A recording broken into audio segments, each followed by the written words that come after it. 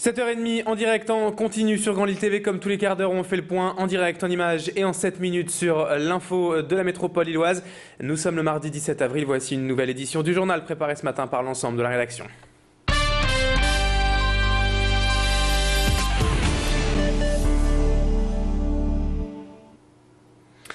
Et si vous venez de vous réveiller, si vous devez partir au travail ce matin, une question forcément. Qu'en est-il de la grève ce matin du côté de Transpol? Eh bien, le mouvement social est terminé. Syndicats et direction sont finalement parvenus à un accord hier soir vers 22 h après 3 heures de négociations et surtout après une journée de paralysie sur le réseau lillois.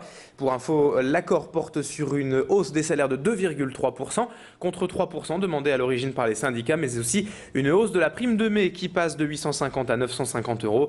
Hier soir, les syndicats s'estimaient ainsi satisfaits des efforts consentis et des négociations et ont appelé à la reprise du travail. Les tramways et métros circulent donc normalement depuis ce matin, mais pour des raisons techniques, le trafic ne reprendra que progressivement. Pour les bus, ça ira normalement mieux d'ici quelques minutes. L'essentiel pour les usagers est de savoir que la grève est donc terminée après une véritable journée de galère hier dans l'agglomération. Pour rappel, aucun bus ni tramway n'ont circulé. La ligne 2 du métro était également à l'arrêt et seule la ligne 1 fonctionnait normalement. Ce matin, le trafic est d'ores et déjà revenu à la normale sur l'ensemble du réseau. Une bonne nouvelle donc ce matin pour tous les usagers. Également à la une de l'actualité, aujourd'hui en ce mardi, le meeting hier soir à Lille d'Olivier Besancenot venu en soutien à Philippe Poutou, candidat du parti anticapitaliste retenu à Paris pour une émission de télé. C'est donc le charismatique Facteur qui a mené ce meeting à la salle du gymnase devant près de 500 personnes. Le comité régional de défense des sans-papiers était également venu faire entendre sa voix et durant son discours, Olivier Besancenot a défendu les valeurs du NPA et le programme de son candidat, notamment un bouclier fiscal pour assurer les salaires et la protection sociale, mais aussi une fiscalité anticapitaliste en arrêtant par exemple de financer les banques et en supprimant la TVA sur les produits de première nécessité.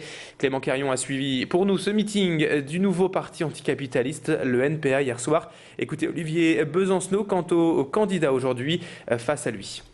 Jean-Luc Mélenchon, Nathalie Arthaud, on souhaite pouvoir justement les retrouver, les rassembler, qu'on puisse se retrouver dans quelques semaines pour que si le PS revient aux affaires, il a affaire non pas à une opposition simplement à sa droite, mais une opposition la plus forte et la plus solide et la plus unitaire qui soit, cette fois-ci à sa gauche, dans laquelle on devrait tous et toutes se retrouver. En tous les cas, nous on en sera, et c'est la proposition unitaire qu'on lance aux uns et aux autres. On évoque à présent l'inauguration hier du campus Nord-Europe de Veolia Environnement sur le site de Tournebride à l'Homme, un centre de formation continue et d'apprentissage qui accueillera d'ici quelques années près de 15 000 stagiaires sur une superficie totale de 2,5 hectares. Un campus conçu comme un support pédagogique dans des conditions réelles d'exploitation car ici se trouvent en fait réunies 14 salles de formation professionnelle, une salle de simulation de conduite de véhicules, de laboratoire et d'autres outils encore pour se former concrètement aux divers métiers proposé ici. Le campus Nord-Europe de Lille est aujourd'hui le 6e à ouvrir en France et pour l'occasion, la plupart des politiques de la région avaient fait le déplacement. Clément Carion également. Il a rencontré d'ailleurs le président de ce campus, Bernard Lecomte. On écoute ses explications. C'est un campus de formation pour le groupe Veolia. Veolia, c'est 3 métiers maintenant, c'est l'eau, c'est la propreté et c'est l'énergie. Et donc c'est un campus qui a été fait comme dans la lignée de toute la politique du groupe depuis quelques années, à savoir pour former nos gens. Alors, former notre personnel, c'est d'une façon classique la formation continue, c'est-à-dire que le personnel qui est dans cette région, qui est de 17 000 personnes, régulièrement doit être formé. Il y a donc les gens qui vont passer ici chaque année, environ 8 jours, 10 jours, il y aura donc 10 000 personnes qui vont passer. Et ensuite, vous avez un centre de formation d'apprentis que nous avons constitué avec la région. L'actualité sociale encore dans ce journal avec la grève hier à Lille des enquêteurs de l'INSEE qui réclament une régularisation de leur statut précaire. Ils refusent en fait la proposition faite dans le cadre de la loi Sauvadet de les requalifier en CDI pigistes.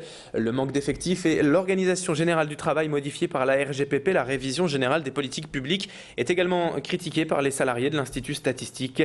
Le nouveau directeur de l'INSEE, Jean-Luc Tavernier, était ainsi de passage à Lille hier pour tenter de faire avancer les négociations. Il a par ailleurs admis que le statut de CDI pigiste était à revoir prochainement.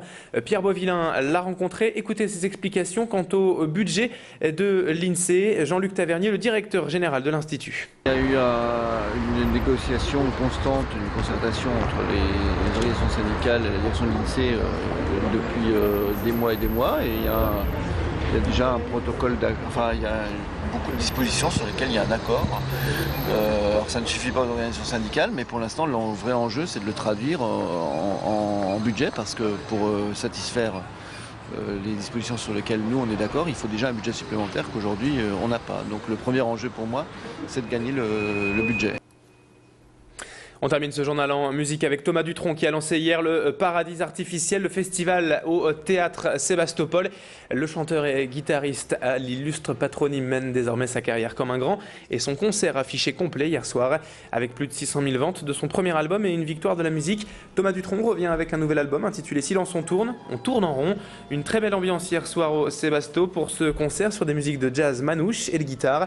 Clément Carion l'a rencontré avant le concert. Il revient sur cette tournée 2012 et sur son plaisir de jouer à chaque fois à Lille et dans le Nord. C'est sûr que le public du Nord est vachement chaleureux. On a beaucoup joué dans le Nord, on a joué dans des tas de villes du Nord. Vraiment, je crois qu'on a vraiment quadrillé le Nord dans tous les sens. Et ça s'est toujours plutôt super bien passé. Là, on joue plus le morceau Les Frites, parce qu'ils me réclament souvent les frites, surtout dans le Nord.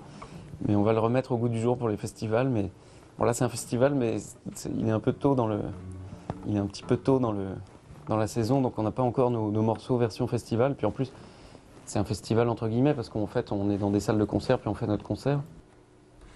C'est ainsi que se termine ce journal. Bonne matinée à toutes et à tous, bonne journée sur Grand Lille TV.